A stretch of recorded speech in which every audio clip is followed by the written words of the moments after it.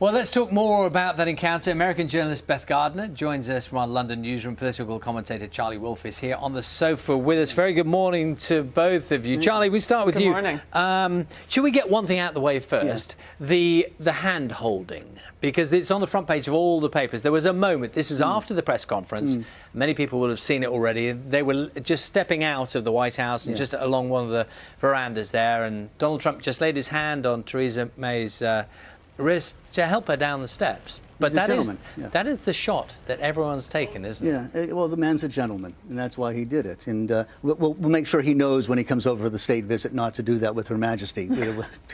Though, of course, Michelle did that, didn't she, and got away with it. So, no, I think it was a win-win for both sides. You go with Mrs. May, that speech she gave to the Republican retreat, where she talked about we're not going to have any sort of making the world in our image anymore.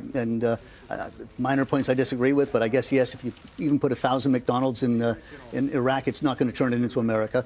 So that went down pretty well.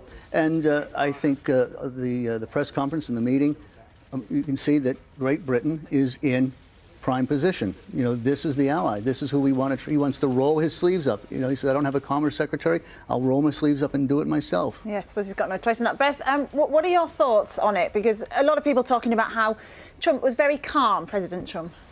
Yeah, we certainly saw the well-behaved Trump yesterday. I think he kept his cool in a way that we certainly didn't see at his previous press conference a couple of weeks ago in New York before his inauguration, where he really lashed out at some of the questions that were asked at him. You know, we'll have to wait and see how this relationship pans out. I think Theresa May has clearly made a decision to cast her lot with Donald Trump. As you said, that hand-holding photo was on the cover of all the papers this morning. And I think that may become sort of an indelible image. And we'll have to wait and see as this presidency moves forward whether that is an image and a relationship that she may come to regret as he, you know, implements some of the contentious and controversial policies that he's outlined, starting this morning with the news of a clampdown on refugees with a religious cast to it. Yes, it's interesting, isn't it, Charlie? Immediately, issues arise, and it did during the press conference, to be fair. We know that President Trump is going to be speaking to Vladimir Putin by phone today. Yes. A very direct question was asked about what to do about Russia.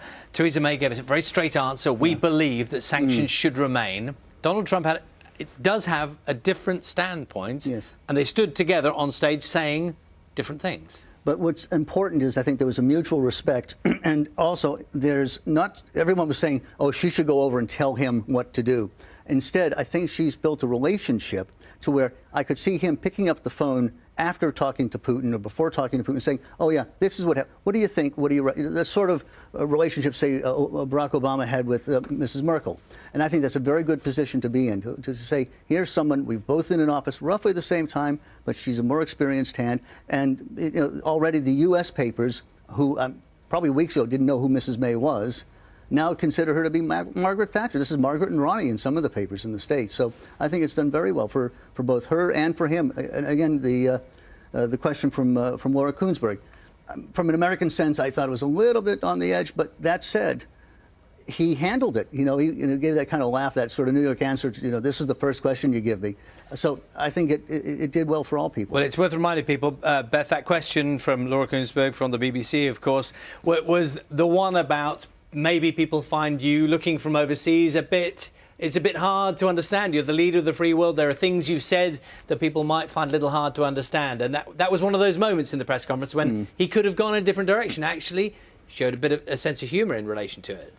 Well, yeah, he did try to deflect the question with a joke that, you know, put his guest, Theresa May, in a bit of an uncomfortable spot, as well as Laura Koonsberg, who asked it.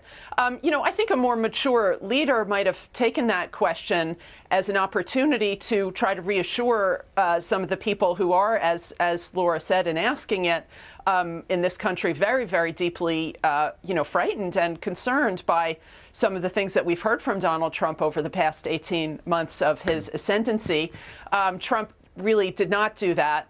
I think what he did was reflective of, you know, what we've seen from him all along. He told us just a week ago that he was in a running war with the media. At that press conference a couple of weeks ago in New York, he lashed out, in a shouting match with a CNN reporter. We saw him over the course of the campaign, lead arenas full of tens of thousands of people in chants against journalists. So he really does like to sort of turn the tables, use journalists and journalism as his whipping boy. I think Laura Kuenssberg, with her question, really was trying to hold him to account for some of those things that he said. He doesn't like that, and I think he's going to find that as president there are going to be a lot of hard questions that he's going to have to face. Beth, thank you. Sorry, just one last thought, okay. Charlie. Yeah, I was going to say it is a two-way street. For instance, that whole dossier thing turned out to be fake. It was fake news. So I think they'll have to develop a mutual respect for each other. And again, I think he handled it well, and I think that Mrs. May handled it well. Okay. Charlie, we have to leave it there. Thank you very much. Charlie Wolf with us this morning. Also, Beth Gardner, thank you. Thank you. It's 16 minutes past 8, and we're going to talk about the tennis now, because Venus and Serena Williams are no strangers, are they, to sibling rivalry on a grand scale. They